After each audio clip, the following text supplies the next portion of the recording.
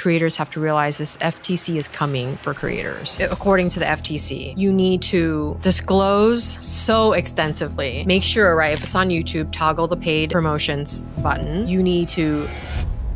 And in this episode of the Think Media Podcast, we're going to be talking about the legal side of YouTube. We're going to be talking about some things that every creator needs to know so that they don't get sued and don't get in trouble.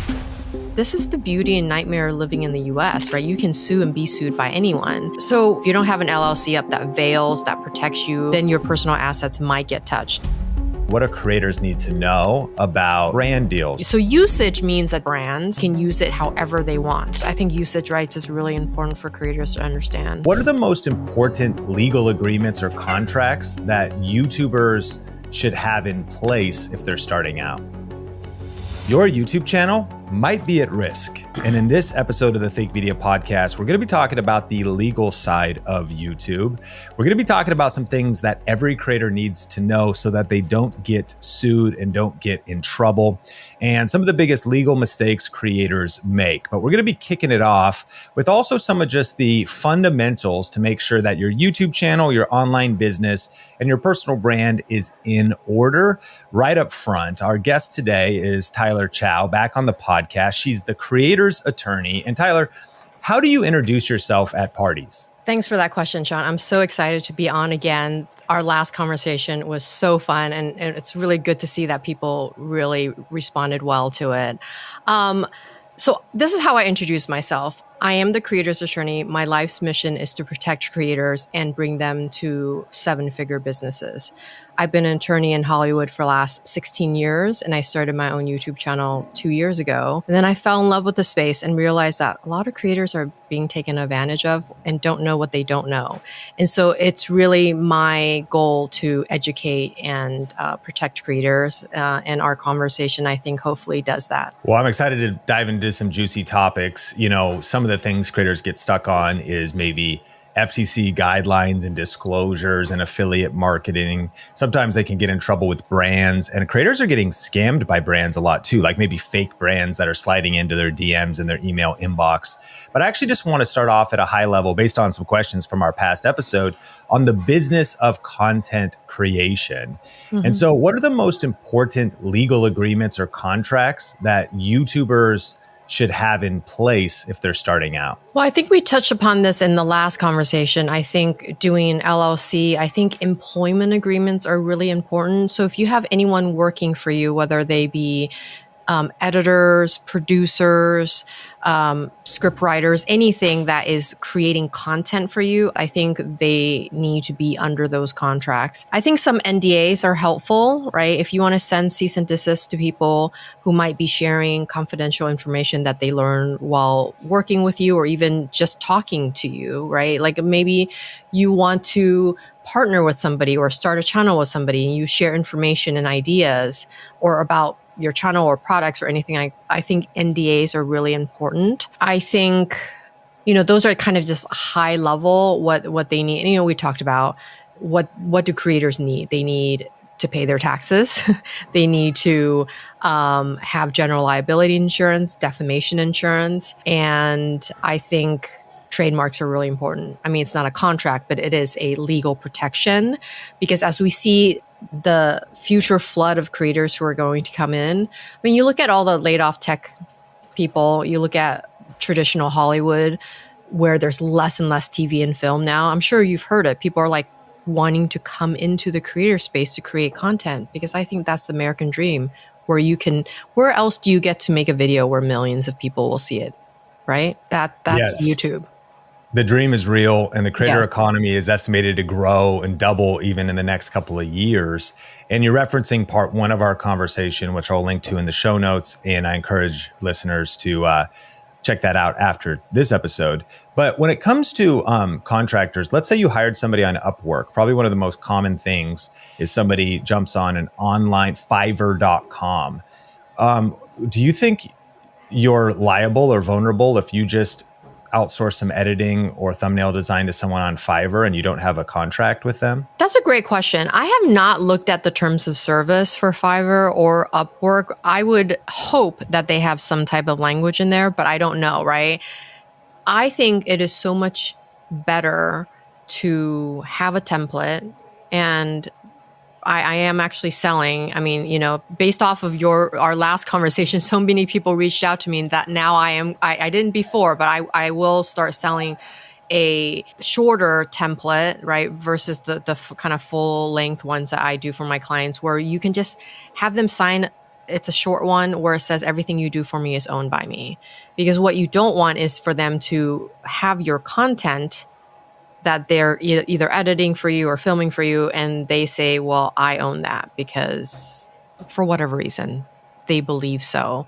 And if you don't have a piece of paper that says otherwise, then I think that leaves you exposed. Yeah, that's super smart. And we'll link to your resources in the description down below. And I just think about these types of investments are just critical, because it might seem up front like, oh, this is that, this is all that details. I just want to make videos, but protecting yourself is huge. And reference episode number 1 to check out. You mentioned, maybe you don't have to start an LLC day one, but didn't you say maybe if you're earning $1,000 or $2,000 a month consistently, and you're maybe hiring a video editor or somebody, that you really want to start having this stuff in order? Well, I actually wanted to clarify that. I actually just meant 1,000 or 2,000 a year, because I think that's how much it costs to set up I mean, it's even less than that, right? It's probably a few $100s to set up an LLC. I think here's the threshold. If you own your house, if you own a 401k, if you own any assets that you don't want to be touched during a litigation or someone who's suing you, let's say you do a brand deal and they get sick, let's say it's a supplement. I'm making this up, right? Like it's a supplement, they get sick, they're going to sue you, they're going to sue the brand. If you don't have an LLC up that veils, that protects you, then your personal assets might get touched. And here's the thing, you will say, well, how could I get sued? This is the beauty and nightmare of living in the US, right? You can sue and be sued by anyone. And once you get sued, you have to hire an attorney to defend you in that litigation. And I have a client right now who did nothing wrong, who was just a simple employee. He's paid over $100,000 trying to defend himself, trying to get out of this lawsuit. And he's had to file bankruptcy because he has no money left. But he still has to keep borrowing money basically to try to defend himself. Because if you don't defend yourself, then a default judgment gets entered against you, and that follows you for life. Every job that you go to they will take that paycheck. So it's something you can't just get sued and say, well, I'm just not going to defend myself, which I think a lot of people might think, well, I had nothing to do with it. Once you're named in a complaint, you have to answer and you have to defend yourself. And so LLC stands for limited liability company. If you have one, then like worst case scenario, your LLC goes bankrupt. Worst case scenario, that protection is crushed, but your assets, your house, your cars are not touched, correct? Yes. And whatever, money you might have in your checking account for the business, that, whatever assets the business owns might be touched. So if you have a lot of equipment, I mean, look, most of us don't have, maybe not you. I think you're different, but I don't own, I probably own a couple $1,000s worth of equipment, right? And that might be touched, but that's really it, whatever the business owns. Which, as a side note, at a much lower legal level, I know my wife, who's our CFO, has been so helpful on handling a lot of the details of our business. It's funny to say CFO too, like, because we're some small town kids. I'm the CEO. We were just talking about today, like, whatever. We're just trying to figure this thing out. But there was some stuff we did at least early on. This isn't legal protection, but if you do have a lot of equipment you're investing in, you want to list that on maybe your homeowner's insurance. Yes. And if we're up to, or renter's insurance, most probably don't have hundreds of thousands of dollars a year, but over time, it's easy to have $5, $10, $15, $20,000 a year. And that's just kind of a tip to be thoughtful. If you have serial numbers, photos, some things like that of the stuff that you have, again, that just might be some protection. Okay. So different legal agreements that they could get in place. What about intellectual property? As content creators are thinking about A, what they're saying in their videos themselves, B, maybe they put what they know into an online course, they write a book, and then C, maybe they try to create some original characters or whatnot. And I've heard a big debate in this arena that, like, it's kind of hard to defend IP of your ideas at some point. But what are your thoughts on this? So ideas are not protected. You are correct. However, did you know that every time we put a video up on YouTube, it is automatically copyrighted? You don't have to go to the copyright office, and you can, by the way, you can, but no one will really do that unless you do a movie that's an hour long and you think this could be pirated or I need to protect this. You could officially go to the copyright office and get it copyrighted. But every time we put out our videos on YouTube, it is automatically protected. So anything you put in a tangible form, whether it be a book, a video, a song that's broadcasted, those are protected. But an idea, you're right. Like you and I talking about an idea, that's not protected. So for the things that you've mentioned, I think names, mottos, sayings, there are things about a business that you could protect through a trademark or a patent, if it's something that is protectable by a patent. You made a video too about a saying, and you suggested there was a creator that actually should trademark her saying because it started to be used as a meme. Do you remember that story? Yes, the very demure, very mindful. So I got into a fight with another lawyer on LinkedIn because he said, well, that's just a fleeting, fancy. You don't need to protect that. Anybody could have said that and anybody could have made it blow up like that. And I disagree because I think Jules is a certain type of creator who a lot of people respect and like. And I think because she said that saying, it became very viral. And I believe, so the story, in case people don't know, some third party unrelated to the original creator went and basically stole it and went to trademark it. And wow. I thought that was incredibly wrong because this person's just a bad actor. I say lazy, right? You're just stealing people's trending saying. And I really urge Jules and her team to go trademark it because I think once you have that, you are more valuable. I always want my clients, my creator clients, to think about themselves as a business and think about an exit in mind. Most creators probably won't make content for the rest of their lives. They like it, but as you know, after 5 years, 10 years, it really, it can be a recipe for burnout if you're only relying on AdSense and brand deals. If you have your own business, you launch your own products, then you have more control over it. But I think a lot of buyers, like private equity funds who want to buy channels or buy businesses that creators create, they like to look at your IP. What have you trademarked? What do you own? And having a portfolio of trademarks makes your business just so much more valuable. I love that mindset. Before we go on to the next category, I'm curious, for those listening that want to think of this as a long-term business and want to be smart, and listening to this podcast, of course, an hour of legal advice is $1,000 plus. So this podcast is, super, super valuable to think about. And of course, this is also not official advice. This is not legal advice. Yes, I have legal advice. It is general, yes. But priceless nonetheless. Out of your clients, of course, leaving them anonymous, what are the issues? Like, where are they failing? What are the things that if they would have done it differently, they wouldn't be in the trouble they are with now? And we get the price of advice of maybe learning from their mistakes. Unleash the magic of simplicity with Work Wizard, the complete ERP solution to streamline your business operations. Imagine managing your business as effortlessly as a flick of a wand. Work Wizard transforms complex workflows into seamless experiences. With each click, discover the magic of automation, real-time insights, and smooth collaboration. Effortlessly handle sales, accounting, POS, HR, CRM, projects, recruitment, and procurement from a single platform so you can focus on what truly matters, growing your business. Stay effortlessly on top of your finances with WorkWizard's accounting module. Manage customers, vendors, invoices, and more from one powerful dashboard. Empower your HR team with tools to manage payroll. Now, let's jump back into the episode. What a great question. One of the biggest things that I'm doing is unwinding partnership situations. you start a YouTube channel with your best friend. A few years later, you have a falling out. You want to exit somebody out of the channel. So who owns the channel?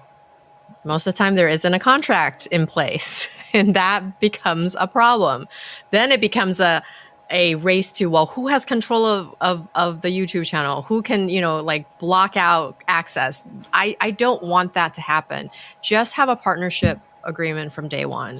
Agree that you both own 50% of the channel. Agree that if someone no longer wants to do it, they can buy the other person out, or there just has to be some exit strategy as to what happens when you want to wind the channel down, or if you want to stay on and somebody else wants to leave, or if you want to take a different direction. What happens when you have a dispute and you're 50-50? Do you bring in a third party to help you resolve that? I mean, these are mechanisms that I can put in place in a partnership agreement. I'm unwinding a lot of these predatory agreements out there where these companies are giving loans to creators. I don't know if you know about these, Sean, but they're loans with really, really loan shark-like terms. They have to keep making content at a certain pace. And if they don't, then these companies threaten to take their channels away. They go talk to brands that they're working with to badmouth them. I mean, this is a very dark, I'm probably going to make a whole video about this, but it's a very dark thing that's happening to a lot of creators right now. And I'm really worried and angry about it. And I'm really debating if I want to call these companies out on LinkedIn and just kind of openly say, stop doing this. But I'm on the fence about it. Would you not say a name of a company here? No, I would definitely not. But if you're macro, I'm sorry. What are like the terms? So then what are maybe like, so what they're doing is they're giving you a loan, but then in the fine print too, they've got some stuff that's maybe like, and if you don't, we get your channel, or if you don't. Yes. And then we have maybe high interest kind of things and stuff that kicks in. It's the termination. There was one client where he got $100,000. 50% of it was taken away in taxes because of the way they structured it. They structured it.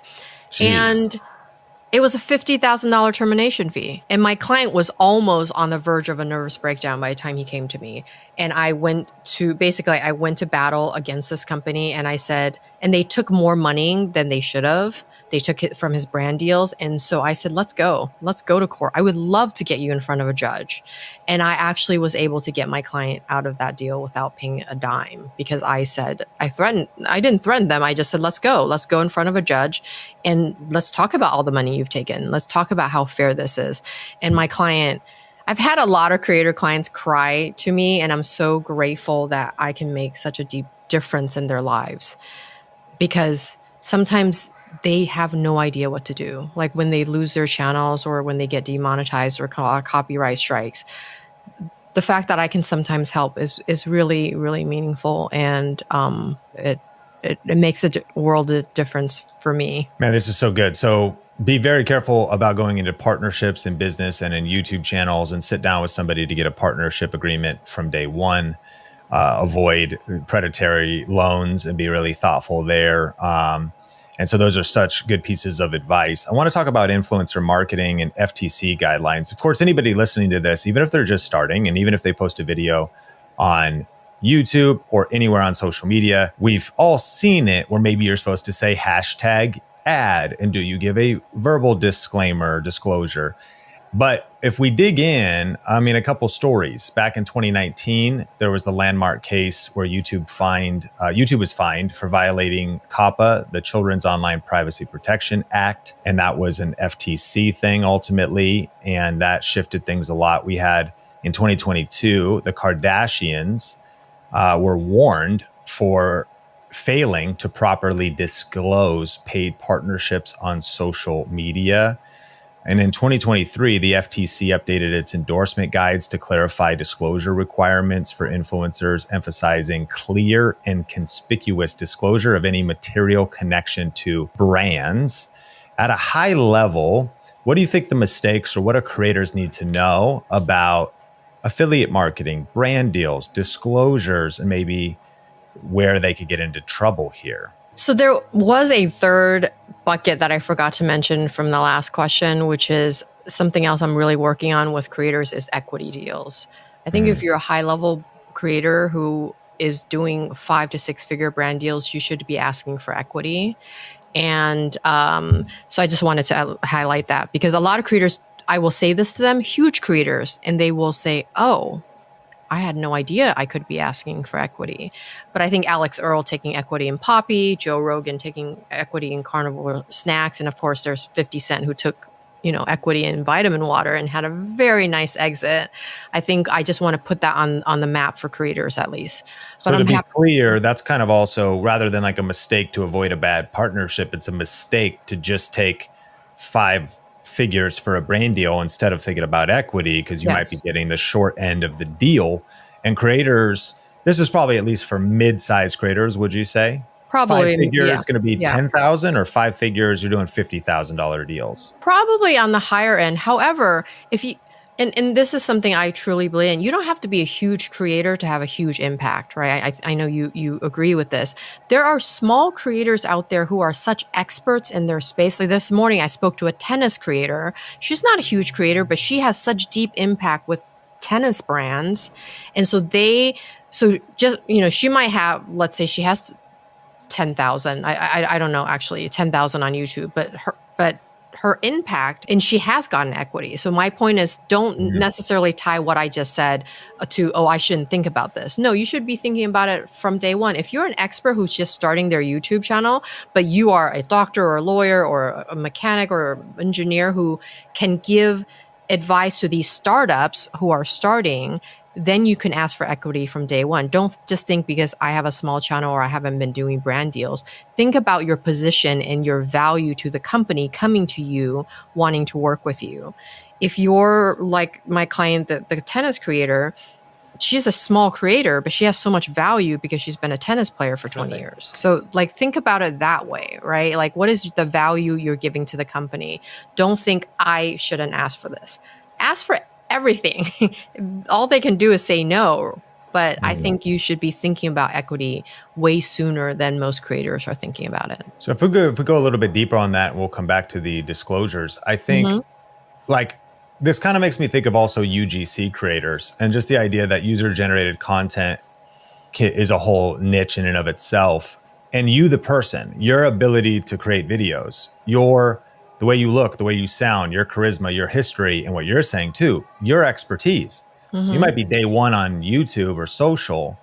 You might have 1,000 subscribers. You're growing that up, but your depth and your expertise, what would it cost for that brand to hire you? If they hired you, they'd probably give you a 6-figure salary if you went and worked for them full time as a face, as a voice, with that level of authority. Yes. So now a small YouTube channel is worth way over 6 figures, depending on your background. And in that case, now you're able to maybe negotiate from a different perspective. Am I thinking correctly? Totally, because we're seeing more professionals starting YouTube channels, right, who have an expertise in something.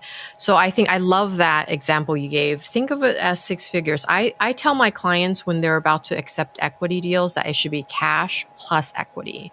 And the cash is basically the services you're providing. If they're asking you for 5 to 10 hours a month, equate that to what is your hourly rate. If they're wanting your expertise, if they're wanting you to, go talk to people in the tennis space or go talk to, this manufacturer, or give us advice on, as a tennis expert, like how would you figure out X, Y, and Z? This is something that they do not have information. And then you typically would pay a consultant, right? Companies pay consultants all the time for their expertise. So think of yourself as a consultant to the company, and what would you ask in that sense? So I think sometimes asking $2,000 to $5,000 a month for your expertise, depending on your level, plus equity is very fair. If we stay on brand deals, at what point do you think it's essential to get an attorney involved? And one of your passions is helping creators earn more money. And is it your belief that most creators could also just charge more besides just equity if they understood things better, or maybe had a second opinion, an outside perspective like yours? Totally.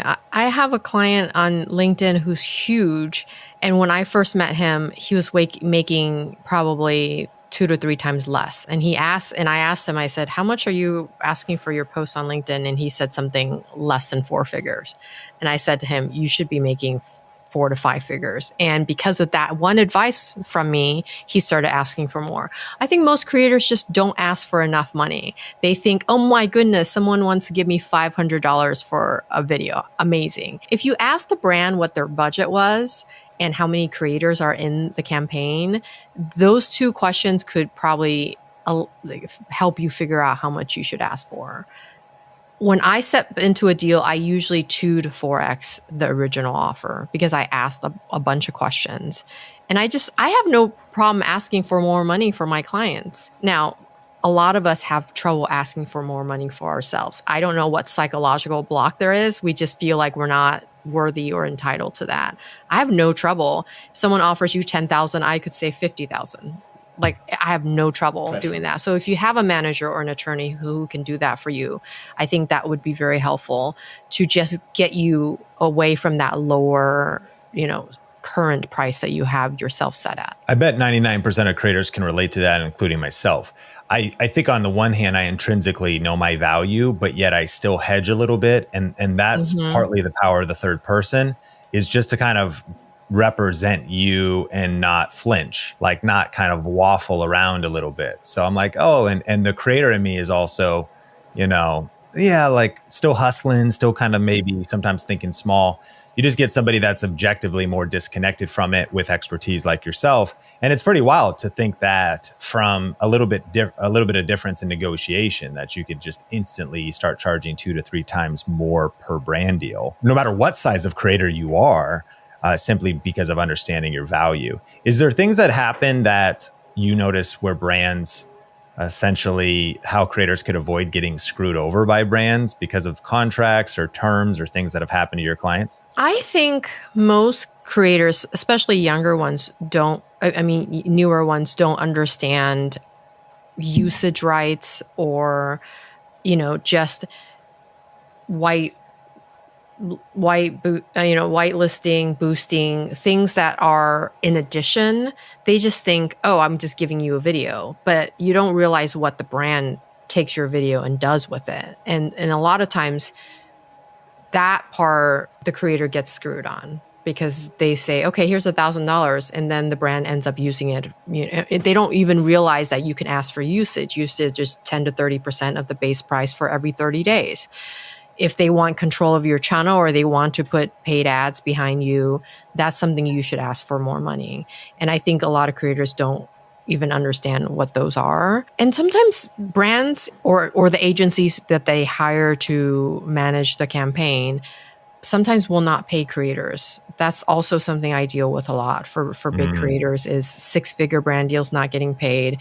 Typically the brand will pay, but they will pay the agency, and then the agency holds on to it and doesn't pay because for whatever reason, right? Bad management, but they will do this terrible Ponzi pyramid where they will pay a creator from their last paycheck, even though it wasn't the paycheck for that creator.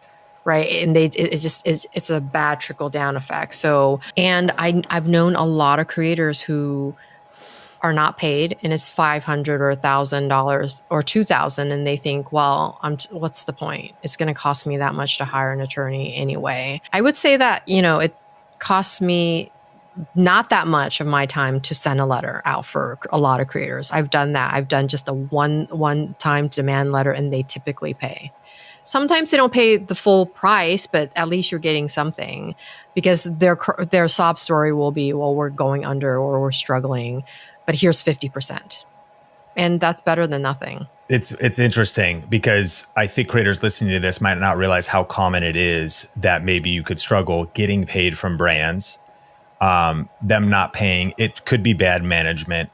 And we've learned too that good brands that usually typically end up paying, sometimes 3 months passes, 6 months passes. Sometimes it's taken a year to actually get payment.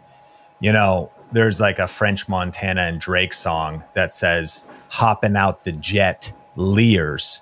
don't call me till the check clears. And one of the things I've learned is that until the check clears, you don't have the money. Like until you got the money in your bank account, you don't have the money in your bank account. And that's very hard for creator businesses that like depend on, like, I got this great brand deal. It might be tough if you're cash strapped though for a year. And so having Totally. And yeah, go ahead. And it makes me so mad because you can't go to Best Buy and buy a TV and say, I'm going to pay you in 90 days and take the TV out. That it just doesn't work that way. But yet creators are being asked to basically cash flow, you know, the company sometimes for, like you said, 3, 6, 12 months. And I used to work in Hollywood, Disney, Skydance, BuzzFeed, and actors don't fly until the money is in escrow at the agencies, right? They will not get on an airplane to go on location unless that money is there. And so that is something that I would love to be able to do for creators, but that's a whole other thing that, you know, us taking on that, or even do creators join SAG? I mean, that could be another conversation altogether, but I think there's a lot of things that need to change and procedures need to be there. I think having advocates, I mean, I'm one person, but I do think me shouting very loudly at companies and does change their policy. There was one agency out there that was just not paying creators, and I called them out. I did call them out on LinkedIn because someone else called them out, but I was doing a deal with them currently at that moment with a big creator. And I said, if you don't pay, and actually because of what happened, I was able to ask for 50% upfront upon signature before we even started work, because I have sort of that leverage, and I can shout very loudly, and I know kind of, you know, people in the industry that you can't do this to creators. And I'm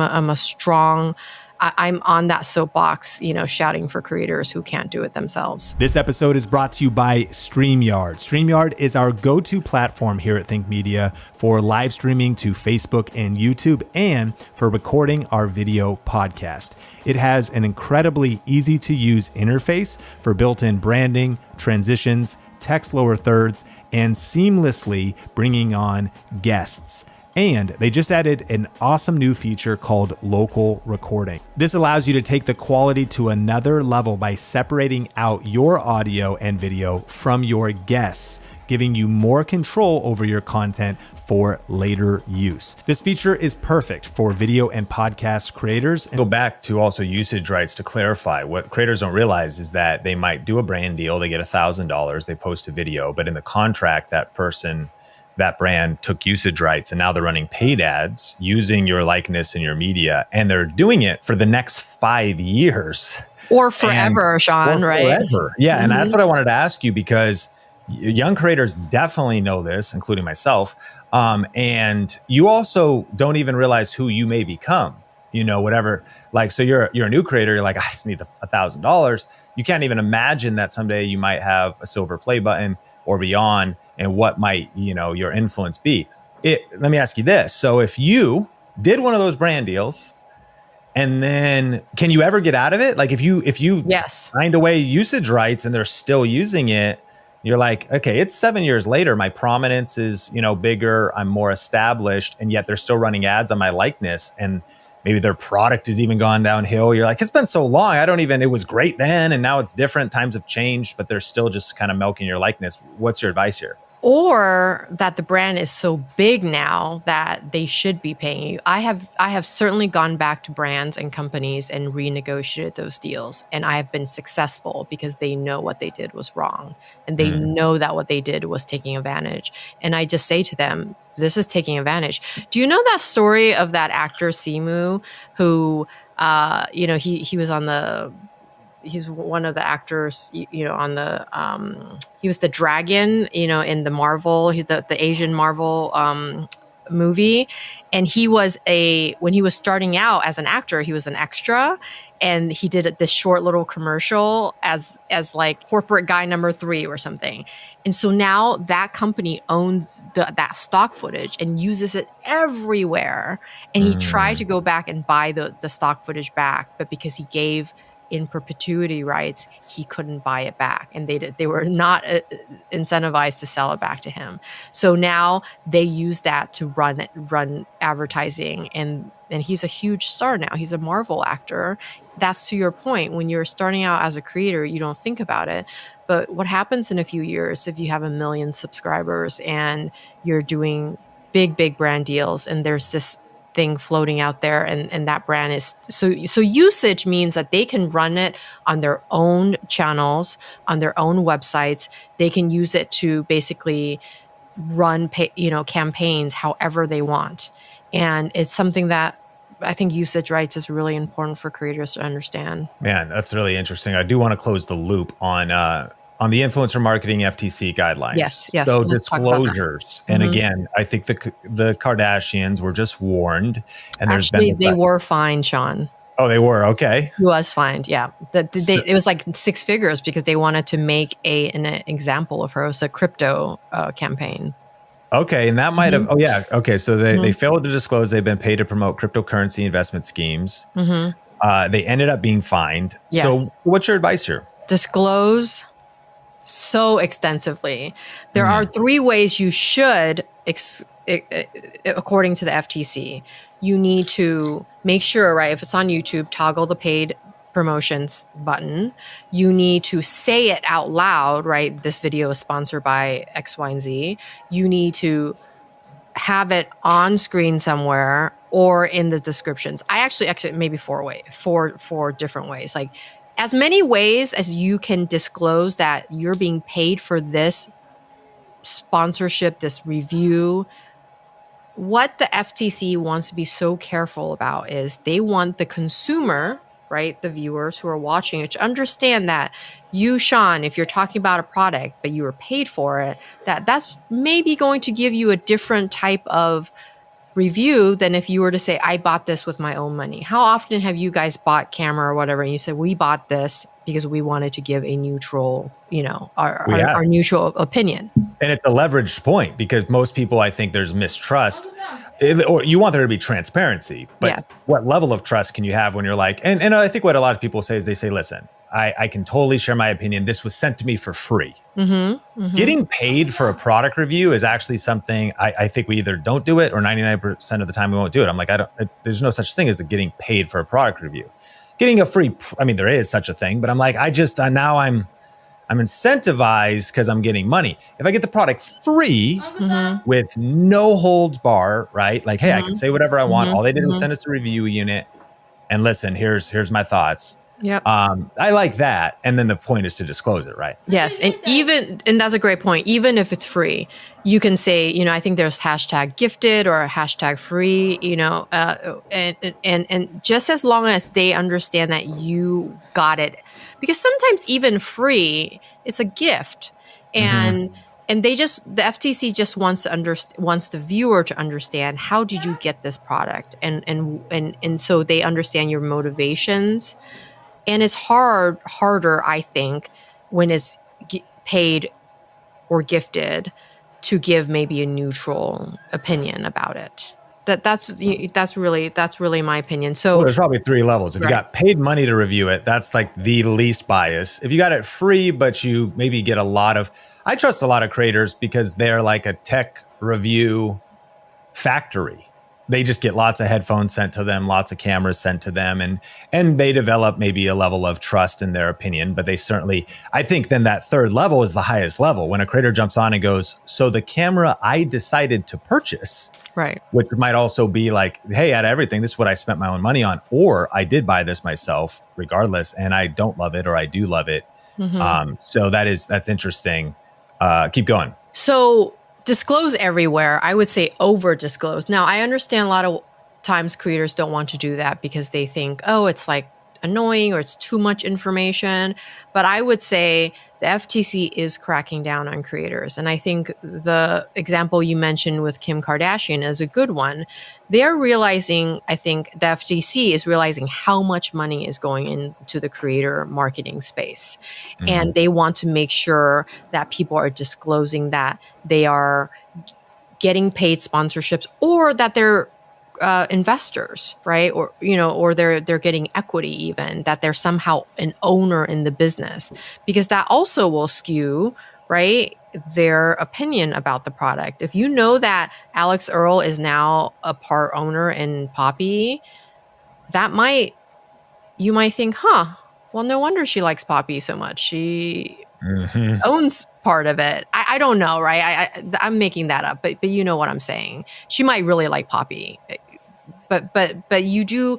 The FTC just wants the consumer, the buyer, to have all the information before they decide to buy something. Yeah. And if I'm looking this up right now, it was 2023 that they had updated endorsement guides, clear and conspicuous. Clear, easy to understand. It should be obvious to the audience that the endorser has a relationship with the brand. Conspicuous, difficult to miss. The disclosure should not be placed where it should be placed where people are likely to see it.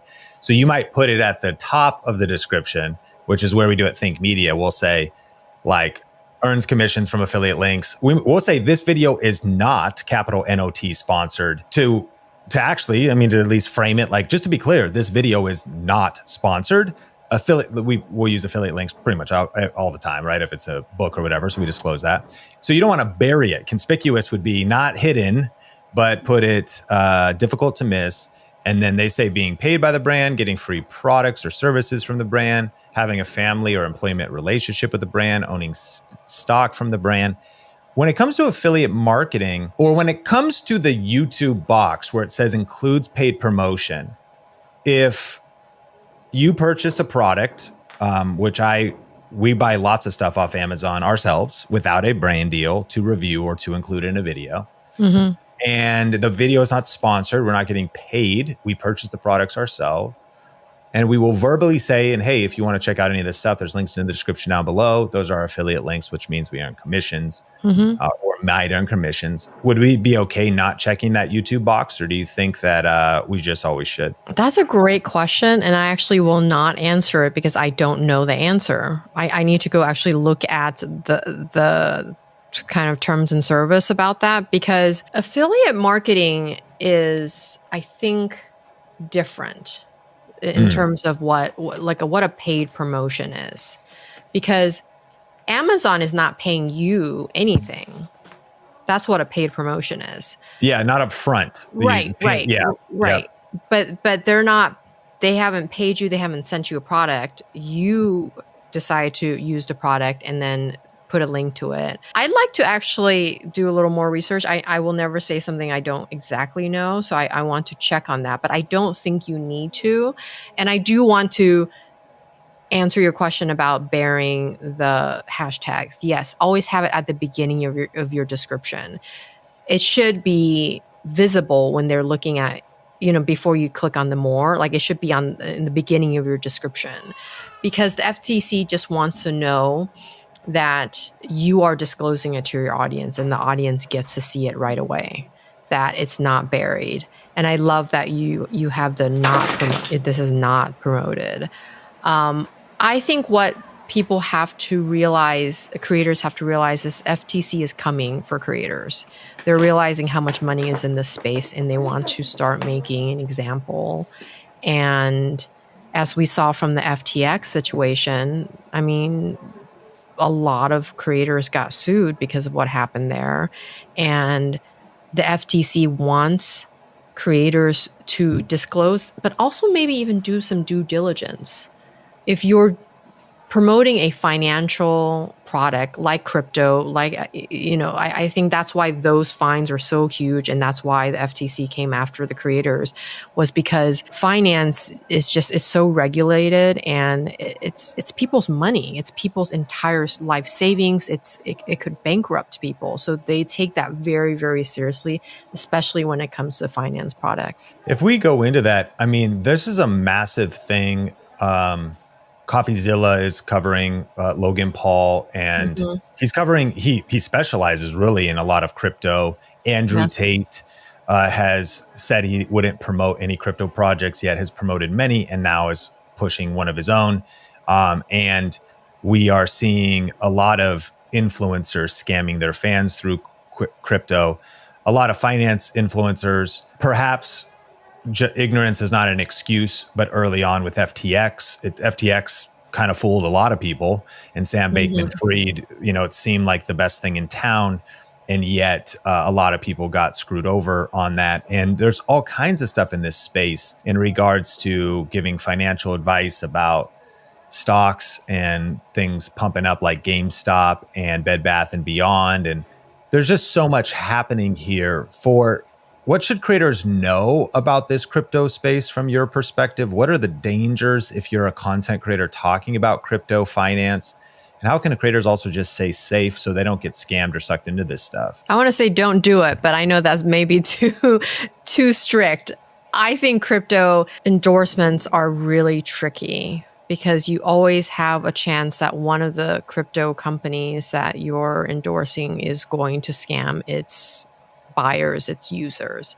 I know that there are a handful of kind of the legitimate ones, the bigger ones, and I will disclaim this by saying I don't own any crypto. I'm not an expert in crypto. There are maybe even crypto people who can speak better than I can, but I think you just have to be careful with any endorsement that you do. Actually do some research, ask around, maybe ask other finance creators if you're one. Hey, what do you think about this product? I saw that you did an endorsement. Maybe that's it too, right? It is seeing who else has done endorsements and talking to them, and just doing a little bit of homework before you just decide to take a paycheck. Not a paycheck, like a check from a brand, because they're offering it. And I think a lot of creators are smart. A lot of creators, when they get those very funky looking emails, will know, is this a real brand deal? Is this a fake brand? Is this a scam? I think a lot of creators also say no to brands because they're a little scared. I mean, I certainly have clients who do that, who I'm surprised they will say no. I will bring in, I manage about 30 creators. I bring brand deals to them, and some of them will just say, no, I don't want to do that. Like sometimes it's insurance, and it happens to be a big creator. Let's say it's a food creator. And she says, do I want to sell insurance? It is a paycheck, but what's a great piece of advice I love giving to my clients and creators is ask your audience, what products do you love?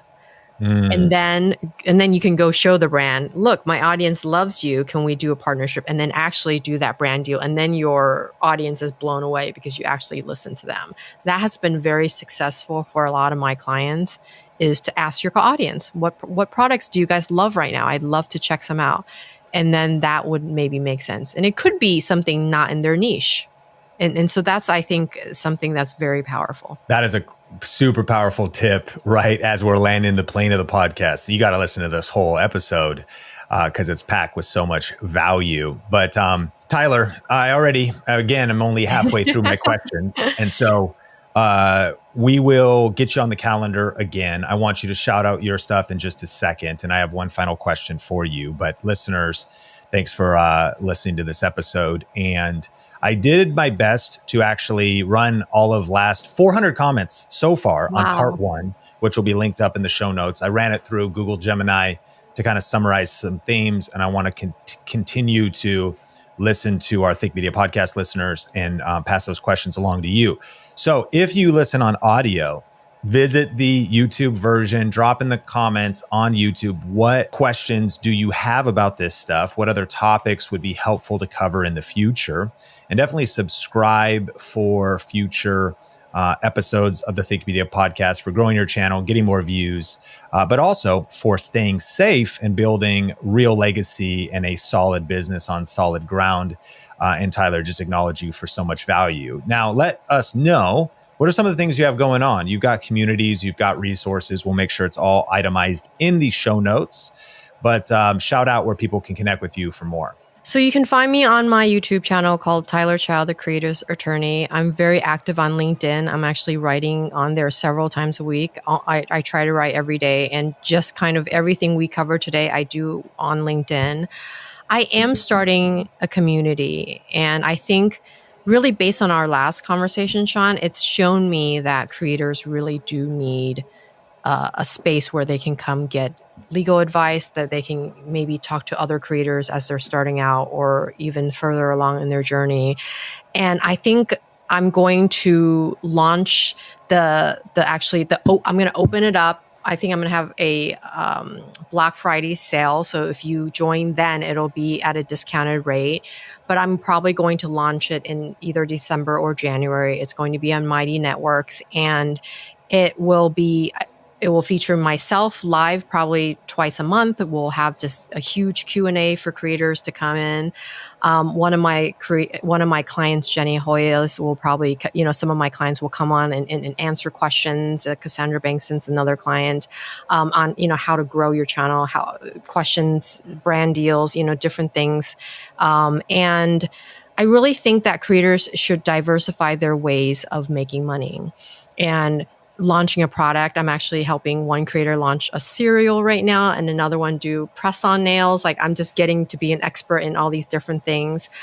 So I'll cover kind of in those 12 months with me in my community how to launch a product and how to do different things to make money. Like, I'm being the guinea pig. I'm doing the community to see, like, this is a good idea. Capture your email list. I think that's so important. Start asking your audience for their emails, and do affiliates. I mean, I think, Sean, you're really good at that. I'm just starting to do that. One of the products I really love right now is called High Level. It's a CRM. It's a system that it's replaced my Calendly, my DocuSign. It sends out mass SMS for your YouTube and Instagram audience, and I've been using it and I love it. And so check them out. We can hopefully have the links down below, but I will have the wait list for my community. I'll share that with you, Sean, and maybe you can put in the description. That would be great. Because I think it's something that a lot of people are asking for, and you'll be able to buy templates from me as well, like independent contractors, employee, NDAs, anything. I'm very much, hey, Tyler, I need this as a creator, and I will really think about making that for you, because this is my life's mission, is to protect creators and grow you guys all to be 7-figure creators. Well, we'll make sure that all of that is in the show notes. One short answer to the final question. What do you think is the right mindset for creators in 2025? Or what is the mindset going into the opportunity, but also maybe how they could navigate in terms of seizing the opportunity and staying safe in the creator economy in 2025? I think 2025 will be a huge year for creators. I think there's just so much focus. I mean, I was at the Forbes and Walmart upfronts this week. I mean, a huge brand is wanting to just work with creators. There were probably 50 creators who were brought in to kind of introduce themselves, and it was electrifying. And all this money is pouring in, private equity funds, Hollywood, like traditional. I had a conversation yesterday with one of this huge studio owner who wants to know how to start a YouTube channel. I mean, it blew me away. I mean, he's a dad at my son's school, but he was like, I was sharing with him what I was doing. He's like, oh my God, I have to buy you lunch because I want to find out how to start a YouTube channel. I mean, he has such an established brand. If I said his name, you would lose your mind, but I'm going to not. And he's the biggest horror producer out there. I'll just leave it at that. And this is where everyone is looking. Everyone wants to become creators. So if you already started your YouTube channel, you're already ahead of all of these people who want to become creators. All the tech people who've been laid off, all the kids, all the teenagers, all of the traditional TV and film people who are out of work right now because film and TV is drastically been slashed with production. They all want to come into the YouTube space because, like I said, it's the American dream. Where else can you make a video and millions of people can see it immediately? There's nowhere else. And so I think be excited, realize that you're in the right place. Sean and Think Media is such an amazing resource for you as you're starting. So I'm so excited for all the creators who are listening.